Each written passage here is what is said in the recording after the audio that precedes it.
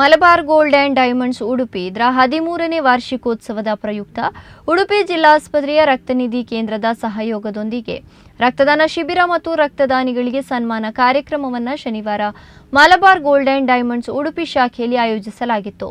ಕಾರ್ಯಕ್ರಮವನ್ನು ಉದ್ಘಾಟಿಸಿದ ಉಡುಪಿ ಅಭಯಹಸ್ತ ಚಾರಿಟೇಬಲ್ ಟ್ರಸ್ಟ್ನ ಅಧ್ಯಕ್ಷ ಸತೀಶ್ ಸಾಲಿಯಾನ್ ಮಾತನಾಡಿ, ಉಡುಪಿ ಜಿಲ್ಲೆಯಲ್ಲಿ ಪ್ರಸ್ತುತ 40,000 ಯೂನಿಟ್ ರಕ್ತದ ಕೊರತೆ ಇದೆ. ಈ ನಿಟ್ಟಿನಲ್ಲಿ ರಕ್ತದಾನ ಶಿಬಿರ ಹಮ್ಮಿಕೊಳ್ಳುವುದರ ಜೊತೆಗೆ ಅದರ ಬಗ್ಗೆ ಅರಿವು ಮೂಡಿಸುವ ಕಾರ್ಯ ಕೂಡ ಮಾಡಬೇಕು ಅಂತ ಹೇಳಿದರು. ಮುಖ್ಯ ಅತಿಥಿಯಾಗಿದ್ದ ನ್ಯಾಯವಾದಿ ಹಬೀಬ್ ಅಲಿ ಖಾದರ್ ಮಾತನಾಡಿ, ಜನರು ಸ್ವಯಂ ಪ್ರೇರಿತರಾಗಿ ರಕ್ತದಾನ ಮಾಡಲು ಮುಂದಾದಾಗ ರಕ್ತದ ಕೊರತೆಯನ್ನು ನೀಗಿಸಬಹುದು ಅಂತ ಹೇಳಿದರು. ಉಡುಪಿ ಜಿಲ್ಲಾಸ್ಪತ್ರೆಯ ರಕ್ತನಿಧಿ ಕೇಂದ್ರದ ಡಾಕ್ಟರ್ ನಿಕೇತಾ ರಕ್ತದಾನದ ಮಹತ್ವದ ಕುರಿತು ಮಾಹಿತಿಯನ್ನು ನೀಡಿದರು.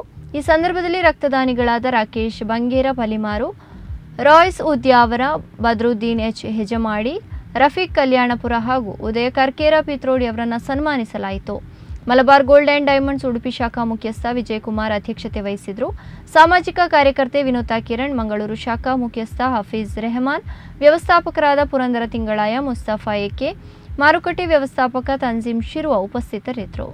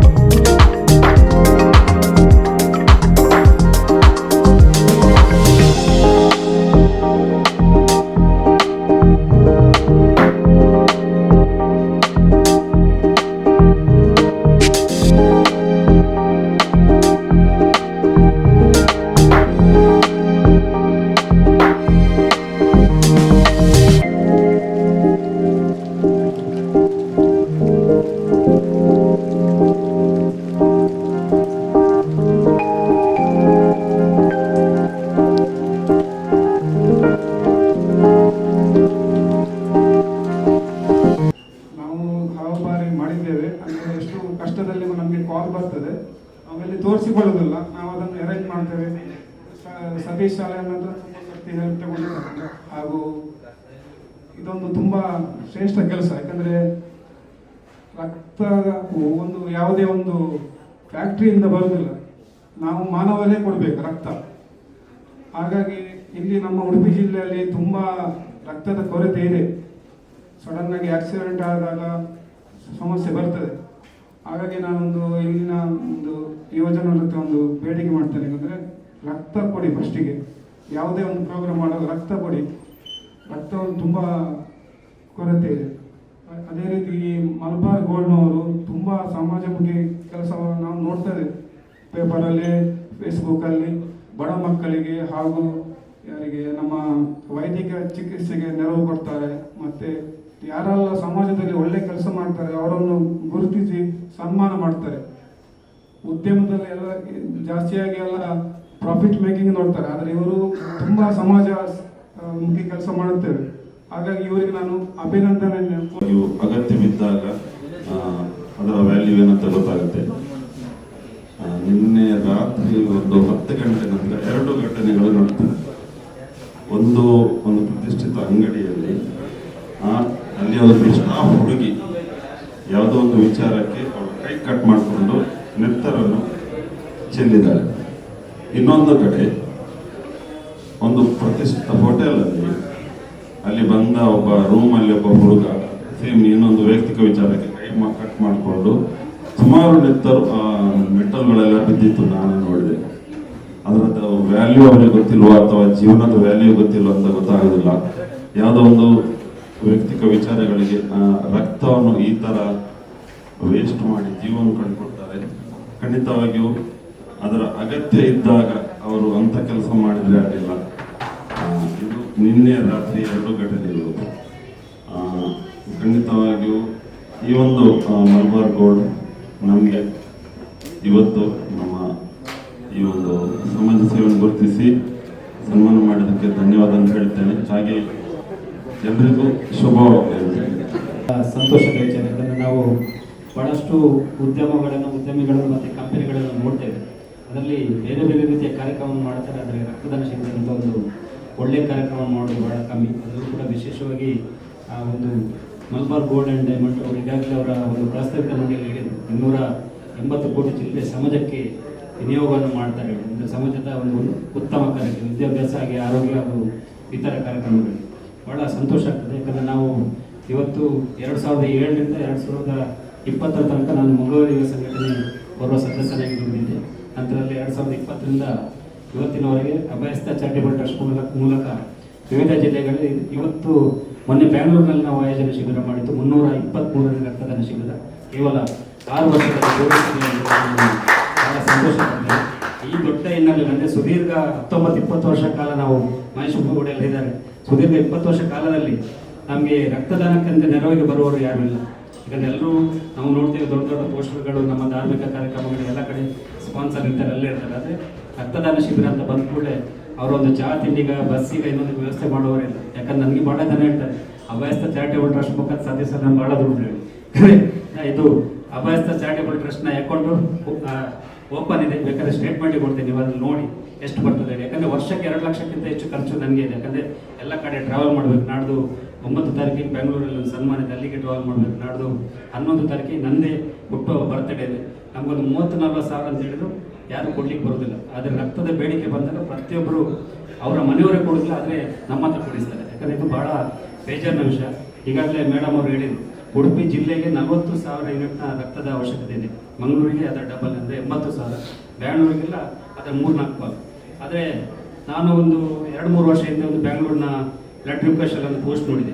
ನನ್ನ ತಂದೆಗೆ ರಕ್ತದ ಅವಶ್ಯಕತೆ ಇದೆ, ಯಾರಾದರೆ ರಕ್ತ ಕೊಡುವರಿದ್ದರೆ ನಾನು ಕಾರನ್ನು ಕಳಿಸ್ತೇನೆ, ಡೋನರನ್ನು ಪಿಕ್ ಮಾಡಿ ಬ್ಲಡ್ ಡ್ರಾ ಮಾಡಿದ ನಂತರ ರಿಟರ್ನ್ ಬಿಡ್ತೇನೆ. ನನಗೆ ಭಾಳ ಶಾಕ್ ಆಯ್ತು ಅದು ಪೋಸ್ಟ್ ನೋಡೋದು. ಎಂತ ಮರ ಬೆಂಗಳೂರು ಅವರಲ್ಲಿ ಎಷ್ಟು ಹಿಂದಿದ್ದಾರೆ, ಅವರ ಬಗ್ಗೆ ಅವರಲ್ಲಿ ರಕ್ತದ ಬಗ್ಗೆ ಕಾಳಜಿ ಇಲ್ವಾ ಅಂತೇಳಿ. ಆದರೆ ಇತ್ತೀಚಿನ ದಿನಗಳಲ್ಲಿ 6 ತಿಂಗಳಿಂದ KMC ಮಂಗಳೂರಿನಲ್ಲಿ ಶಾರ್ಟೇಜ್ ಕಾಣ್ತಾ ಇದೆ. ಈಗಲೂ ಕೆಲವು ಬಂತು request.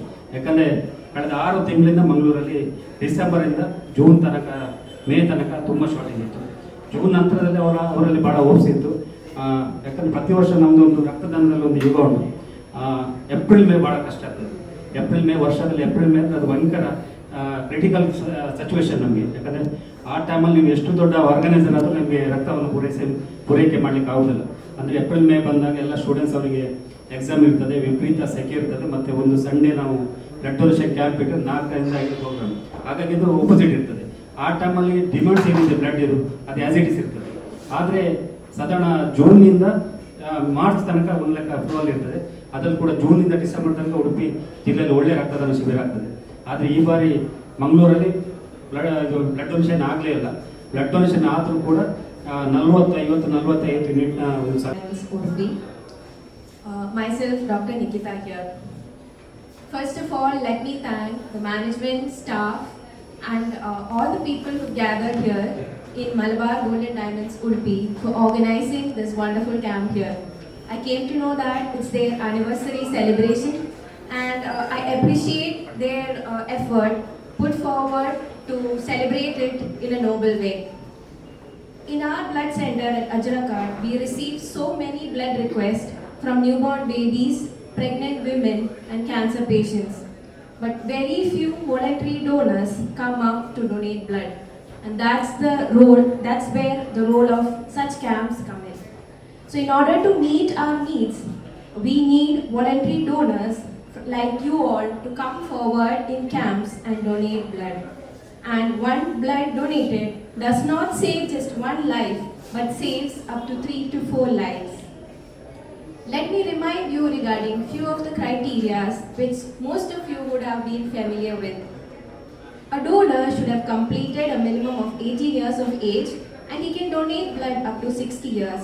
And if he is a regular donor, that is donating every year or every 6 months, then he can donate up to 65 years. He or she should have a minimum weight of 45 kgs, a hemoglobin range between 12.5 to 18.5. And if he is a male, he can donate every 3 months, and if she is a female, she can donate every 4 months. So these are the few criteria. There are more. If you have any doubts regarding the criteria or your eligibility, we are all here to help you and guide you. You can all approach us. We will be free to help you. So once again, I thank the organization of Malabar Gold and Diamonds, Udupi district, for organizing this camp, and to all the donors who have taken time from their valuable schedule. ಹಾಗೂ ನನ್ನನ್ನು ಅನಿರೀಕ್ಷಿತವಾಗಿ ಮುಖ್ಯ ಅತಿಥಿ ಮಾಡಿದ್ದಕ್ಕೆ ನಿಮ್ಮೆಲ್ಲರಿಗೂ ನಾನು ಶಿರಗುಡಿ. ರಕ್ತದಾನ ಶ್ರೇಷ್ಠ ದಾನ, ಯಾಕಂತ ಹೇಳಿದರೆ ಕನ್ಯಾದಾನದ ನಂತರ ಇದು ಒಂದು ಶ್ರೇಷ್ಠ ದಾನ. ಆ್ಯಕ್ಚುಲಿ ಈಗ ನಮ್ಮ ಜಿಲ್ಲೆಯಲ್ಲಿ ಕೇಳ್ತಾ ಬರ್ತಾ ಉಂಟು, ಉಡುಪಿ ಜಿಲ್ಲೆಯಲ್ಲಿ ರಕ್ತದ ಕೊರತೆ ಉಂಟು. ಆ ಕೊರತೆಯನ್ನು ನೀಗಿಸುವಲ್ಲಿ ನಮ್ಮ ಯುವಜನತೆ ಮುಂದಾಗಬೇಕು. ನಾನು ನನ್ನ ಮಕ್ಕಳ ಎಕ್ಸಾಂಪಲ್, ನನ್ನ ಮಕ್ಕಳು ಅಂತ ಹೇಳ್ತಾ ಇಲ್ಲ, ಅವರ ಒಂದು ಎಕ್ಸಾಂಪಲ್ ಯಾಕೆ ಕೊಡ್ತಾ ಇದ್ದೇನೆ ಅಂತ ಹೇಳಿದರೆ, ಅವರು ಅವರ ಬರ್ತ್ಡೇಗಾಗಲಿ ಅವರ ಅಮ್ಮನ ಬರ್ಡೇಗಾಗಲಿ ಎಷ್ಟರ ಮಟ್ಟಿಗೆ ಅಂತ ಹೇಳಿದರೆ ಮಣಿಪಾಲ KMC ರಕ್ತ ನಿಧಿ ಅಧ್ಯಕ್ಷರಾದ ಶಮಿ ಮೇಡಮ್ ಅವರ ಬರ್ಡೇಗೆ ಗಿಫ್ಟ್ ಆಗಿ ಕೊಟ್ಟಿದ್ದಾರೆ. ಈ ನಮ್ಮನೆ ಅವರದ್ದು ಒಬ್ಬನು ರೋಹಿತ್ ಶರ್ಮನ ಫ್ಯಾನ್, ಇನ್ನೊಬ್ಬ ವಿರಾಟ್ ಕೊಹ್ಲಿ ಫ್ಯಾನ್, ಹಾಗೆ ಫ್ಯಾನ್ ಬರ್ಡೇಗೆ ಕೊಡಬೇಕು. ಹಾಗೆ ಯುವಜನರು ಇಂಥದ್ದು ಮಾಡಬೇಕು. ಅದು ಬಿಟ್ಟು ಅವ್ರು ಹೇಳಿದಾಗೆ ಕೈ ಕೊಡೋದು ಅದೆಲ್ಲ ಮಾಡಬಾರ್ದು. ಸೊ ನಾನು ಈ ಜಿಲ್ಲೆಯ ಎಲ್ಲ ಯುವಜನತೆಗೆ ಏನು ಒಂದು ಕರೆ ಕೊಡ್ತಿದ್ದೇನೆ ಅಂತ ಹೇಳಿದರೆ, ನೀವು ಏನೂ ಸಾಧಿಸದಿದ್ದರೆ ಪರವಾಗಿಲ್ಲ, ಒಂದು ರಕ್ತದಾನ ಮಾಡಿ. ಅದರಲ್ಲಿ ಏನೂ ನಿಮಗೆ ಸಮಸ್ಯೆ ಬರೋದಿಲ್ಲ, ಬಟ್ ನಿಮ್ಮ ಹೆಲ್ತ್ ಇನ್ನೂ ಒಳ್ಳೆಯದಾಗ್ತದೆ. ನಾವು ಬುದ್ಧಿವಂತ ಜಿಲ್ಲೆ ಅಂತ ಹೇಳಿದಕ್ಕೆ ಅದರಲ್ಲಿ ಬುದ್ಧಿವಂತೆ ಜಿಲ್ಲೆ ಅಲ್ಲ, ಬುದ್ಧಿವಂತ ಜಿಲ್ಲೆ ಅಂತ ತೋರಿಸ್ಕೊಳ್ಳಿ. ರಕ್ತದಾನ ಮಾಡಿ ಶ್ರೇಷ್ಠರಾಗಿ ಅಂತ ಕೇಳ್ಕೊಳ್ತೀನಿ.